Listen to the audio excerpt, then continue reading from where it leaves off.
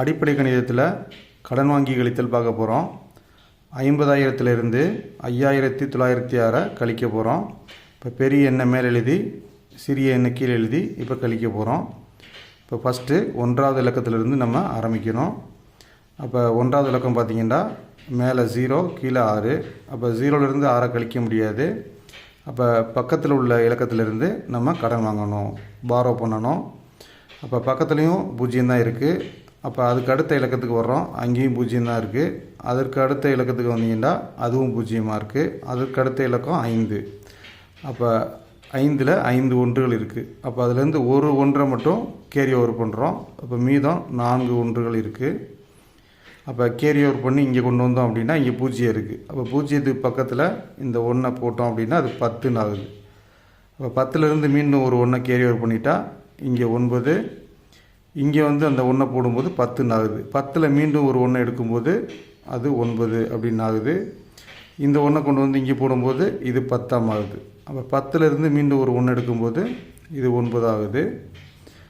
இப்போ இந்த 1 கொண்டு வந்து இதில் போடும்போது இது 10 ஆகுது. இப்போ 10ல் 6 கழிச்சா 4, 9ல் 0 கழிச்சா 9, 9ல் 9 கழிச்சா 0, 9ல் 5 கழித்தா 4. இந்த 4க்கு நேராக கழிக்கிறதுக்கு எண் இல்லை, அப்படி 4 இறக்கிடணும். விடை பார்த்திங்கன்னா 44,094. அடுத்து 2வது கணக்கு 12,315லிருந்து 6,498 கழிக்க போகிறோம். முதல் இலக்கத்திலிருந்து நம்ம ஆரம்பிக்கணும். 1, 10, 100, 1000, 10,000. அப்போ 1வது இலக்கத்துக்கு நேராக 1வது இலக்கத்தை எழுதி தான் நம்ம கழிக்கணும். அப்போ நம்ம வலப்புறம் இருந்து தான் கழிக்கிறத நம்ம ஸ்டார்ட் பண்ணணும். அப்போ 5ல் 8 கழிக்க முடியாது. அப்போ நம்ம பக்கத்தில் உள்ள முழியன்லேருந்து ஒரு 1 கடன் வாங்கணும். இங்கே 1 மட்டும்தான் இருக்குது. அப்போ 1 கடன் வாங்கிட்டா மீதம் இருக்கிறது 0. அந்த 1 இந்த 5 பக்கத்தில் போட்டோம் அப்படின்னா 15 அப்படின்னு மாறிடும். அப்போ 15லேருந்து 8 கழித்தோம் அப்படின்னா நமக்கு விடை 7. அடுத்து 0லேருந்து 9 கழிக்க முடியாது, மீண்டும் நம்ம பாரோ பண்ணணும். அப்போ 3ல் ஒரு 1 நம்ம பாரோ பண்ணிட்டோம், கடன் வாங்கிட்டோம் அப்படின்னா மீதம் இருக்கிறது 2. அந்த கடன் வாங்கின 1 கேரி ஓவர் பண்ணோம் அப்படின்னா 10 அப்படின்னு ஆயிரும். இந்த 1 பக்கத்தில் எழுதும்போது இது 10 மாறுது. அதை நான் 10ன்னு எழுதியிருக்கேன். இப்போ 10லேருந்து 9 கழிச்சா நமக்கு விடை 1. இப்போ 2லேருந்து 4 கழிக்க முடியாது. அப்போ ஒரு 1 பாரோ பண்ணணும், கேரி ஓவர் பண்ணணும்.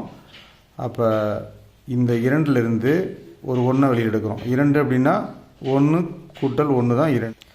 அப்போ அந்த 2ங்கிற நம்பரில் 2 ஒன்றுகள் இருக்குது. ஒரு 1 கேரி ஓவர் பண்ணிடுங்க. கேரி ஓவர் பண்ணிட்டா மீதம் 1 இருக்கும். இந்த 1 கொண்டு வந்து இதுக்கு பக்கத்தில் போட்டோம் அப்படின்னா அது என்னவா மாறிடும், 12 அப்படின்னு ஆயிரும். அப்போ இதை 12 அப்படின்னு மாற்றுறோம். இப்போ இந்த 12லேருந்து தான் 4 கழிக்கணும். 4 கழிச்சா 8. அடுத்து 1லேருந்து 6 கழிக்க முடியாது, மீண்டும் நம்ம கேரி ஓவர் பண்ணணும். பக்கத்தில் கடன் வாங்கணும். அப்போ பக்கத்தில் 1 தான் இருக்குது. அப்போ 1 கடன் வாங்கிட்டா மீதம் இருக்கிறது 0. அந்த 1 கொண்டு வந்து இங்கே போட்டோம் அப்படின்னா 11 அப்படின்னு மாறிடும். அப்போ 11லேருந்து 6 கழித்தோம் அப்படின்னா நமக்கு கிடைக்கிற விடை 5.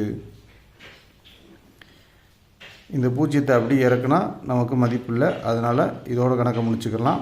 அப்போ விடை 5,817.